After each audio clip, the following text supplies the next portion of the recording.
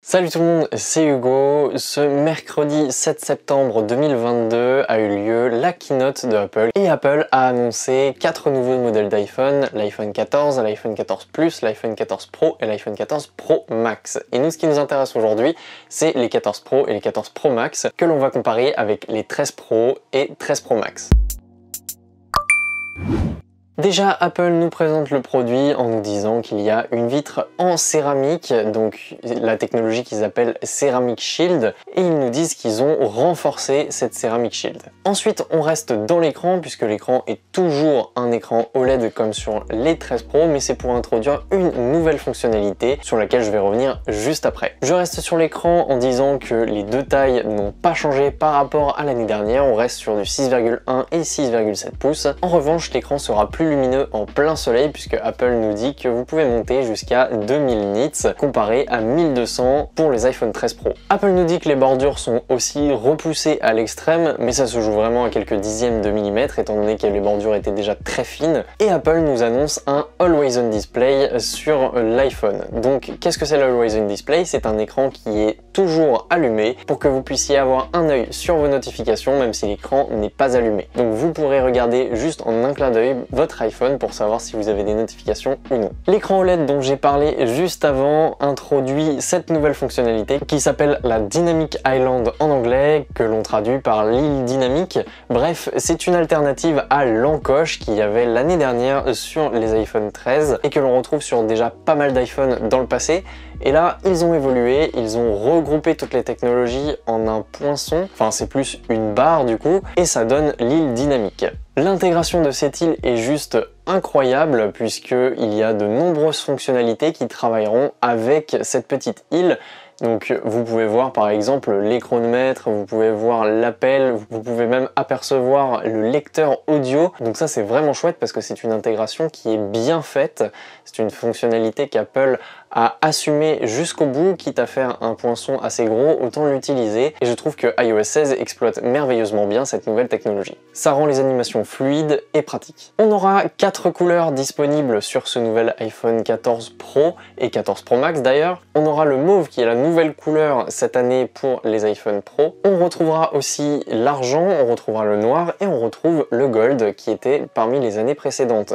C'est dommage qu'ils aient pas gardé le bleu alpin parce que moi j'aimais bien. Apple nous annonce qu'il y a un mode low power, donc c'est un mode qui va réduire la consommation d'énergie de l'iPhone en descendant jusqu'à 1 Hz grâce au ProMotion Display. Donc le ProMotion c'est un écran à taux de rafraîchissement adaptatif qui va permettre d'avoir un taux supérieur quand on scrolle vite et un taux de rafraîchissement vraiment bas quand l'image est fixe. Apple nous introduit donc sur ce nouvel iPhone la puce A16. On avait la puce A15 l'année dernière et là on a une puce A16. Apple a mis l'accent sur 3 choses. Déjà la consommation d'énergie.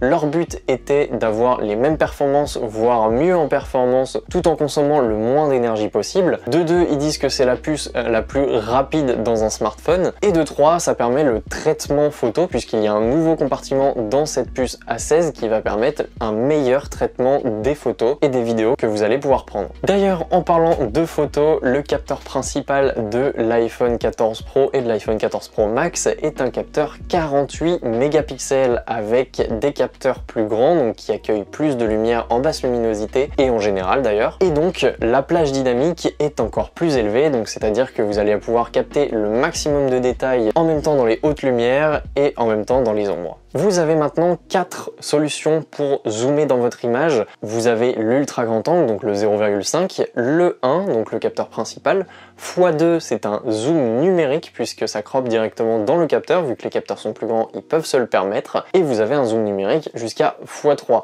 Ce n'est pas un zoom optique. Ils nous disent qu'on va pouvoir utiliser la nouvelle technologie de Apple ProRAW, donc c'est le format RAW, appelez ça comme vous voulez, mais du coup ça vous permet d'avoir la main mise sur toutes les retouches sur votre appareil. Et ils nous disent que la puce A16 permet un traitement de l'image qui réduit le bruit des photos. Et Apple nous annonce que pour la basse luminosité, vous avez une augmentation des performances en x3 pour le capteur principal, et pour la caméra avant, vous avez des performances 2 fois supérieures. Pour ce qui est de la vidéo, pas de très grands changements, à part l'intégration du mode action qu'on a déjà vu dans la vidéo des iPhone 14 et 14 Plus. Tout simplement, c'est une stabilisation accrue de votre image. Avec l'exemple que j'ai donné, c'est tout simplement GoPro. Et vous avez aussi le mode cinéma qui est amélioré et qui permet plus grande fluidité entre les zooms des différents plans. Vous avez aussi 2 nouveaux composants dans cet iPhone. C'est un gyroscope 3 axes et un accéléromètre qui va vous permettre de détecter si jamais vous avez eu un accident de voiture et d'appeler le secours en cas d'urgence. Effectivement, c'est quelque chose que l'on retrouve aussi sur l'Apple Watch, mais c'est très pratique quand vous n'en avez pas. Pour ce qui est de la batterie, elle est augmentée de 1 heure pour chaque modèle, donc c'est-à-dire que maintenant c'est 23 heures pour l'iPhone 14 Pro, 29 heures pour l'iPhone 14 Pro Max, alors qu'avant c'était de 22 heures pour le 13 Pro et 28 heures pour le 13 Pro Max. En ce qui concerne le gabarit, tout simplement il sera un peu plus lourd de quelques grammes, un tout petit peu plus épais et un tout petit peu plus grand de quelques dixièmes de millimètre. Et on termine avec le prix, puisque aujourd'hui vous pourrez retrouver l'iPhone 14 Pro à 1329 et l'iPhone 14 Pro Max à 1479, contre un 13 Pro que vous pouvez retrouver aujourd'hui sur les sites de revendeurs, puisqu'il n'est plus disponible directement sur le site d'Apple, et vous pourrez le retrouver aux alentours de 1239 € à l'heure à laquelle je vous parle. Donc voilà, c'était les différences entre la génération des iPhone 13 Pro et la génération des iPhone 14 Pro. Nous, on se retrouve dans une prochaine vidéo. D'ici là, n'hésitez pas à vous abonner et à mettre un pouce bleu. Salut tout le monde!